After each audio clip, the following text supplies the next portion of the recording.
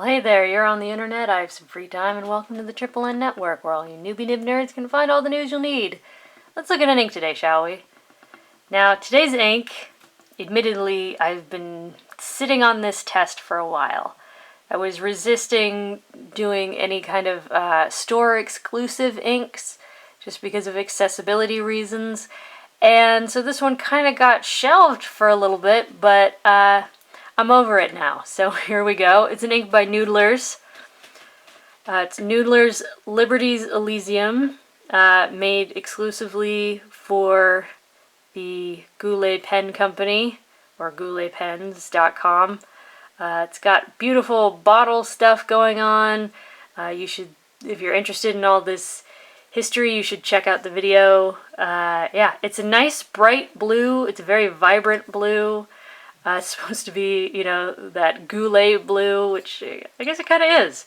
All the tests were done in this Hero 616 with a broad nib. I ground the nib so it's pretty broad, and it was pretty wet. Again, this was before I was more conscientious of the limitations of paper and the preferences of other people. So that's the only pen I used, and it might have caused some problems. Let's check out the Chromatography Camera. Come on. As you can see, it's interesting. There's like this little tiny, like hair-thin halo of where the ink was originally put. And then most of it flees, and then it almost looks like a firework or something up at the top with all the weird things going on. But yeah, it's blue, blue, and more blue. It's very bright, vibrant blue ink. So top down in density, Clairefontaine, 90 grams per square meter. Bam! It's a bright blue. It's a good solid blue, 13 seconds to dry, which I was impressed by, because as I said, this was a broadened nib and it was pretty wet. Here, I said that there wasn't much shading, but there is. You just kind of have to look for it. It's pretty subtle. It does have a bit of a woolly texture, but I think that was just this paper. A couple of pages from this notebook that I tore these out of just acted weird, so that might not be common. I said there was near bleed through in some spots. There's no feathering, no spread. Water test is actually pretty decent. It dyed the paper just the littlest bit, like you really have to look in close to notice it at all. It was fairly clear, fairly there, fairly dark. But again, this was a pretty broad, pretty wet nib, so the near bleed through. Come on, let's grade on a scale here. Next is Rhodia, 80 grams per square meter. Still a very bright, bold, vibrant blue. 14 seconds to dry. Here you definitely see some more shading. You definitely see it in the writing. Kind of wet flowing. Near bleed through again, but there was no feathering, no spread. It was a lot less woolly looking here. Water test is pretty good. Again, it dyed the paper just the teeniest bit. What's there is fairly there, fairly dark. It didn't explode. Yeah, it's hard to get on camera, but in a couple spots it's nearly, you can nearly see it. If you lay it down, it might be a bit troublesome for some people. Next is Tomoe River Paper, where things got interesting. 20 seconds to dry, and you don't get sheen, but I'm going to try and get this on camera. It's just shiny. I don't know how I'm going to get it on camera, but it's shiny. Like it dried like a gloss. I don't know. It made it really shiny, which is weird. I'm usually used to seeing sheen, not shine, but it's kind of cool. Still very vibrant.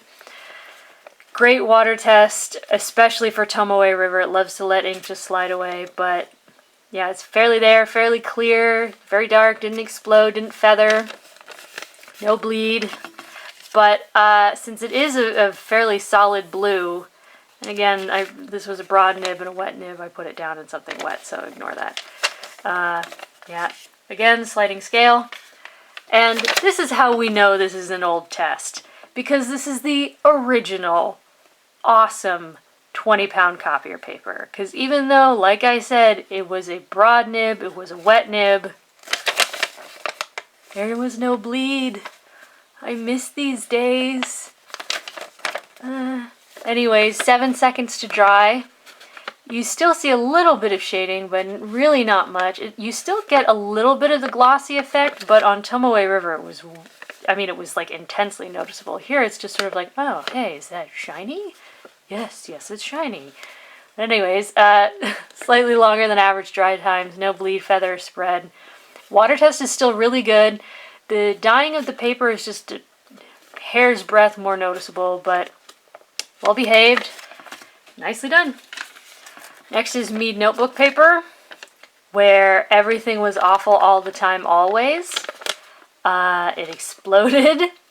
There was no shading. There was a massive degree of spread. The color got kind of flattened. It definitely took on a woolly texture. Yeah, the water test exploded. It dyed the page.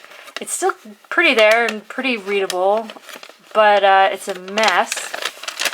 And yeah, just paper massacre. And here's old Moleskine notebook paper, you know, the stuff that I was using for ages and ages, and it behaved like many Moleskines do. Badly. Yeah, look at this feathering. And look at the spread and the wooliness. And yes, okay, this was a fairly broad, fairly wet nib, but it's just ugly. Water test isn't terrible. It did explode a bit, it did feather a bit, it did dye the page a bit, but it's fairly dark and fairly there, so I don't know. But then we flip it over, and you can practically read that. So, yeah. So there you go. There's Noodler's Liberty's Elysium Blue.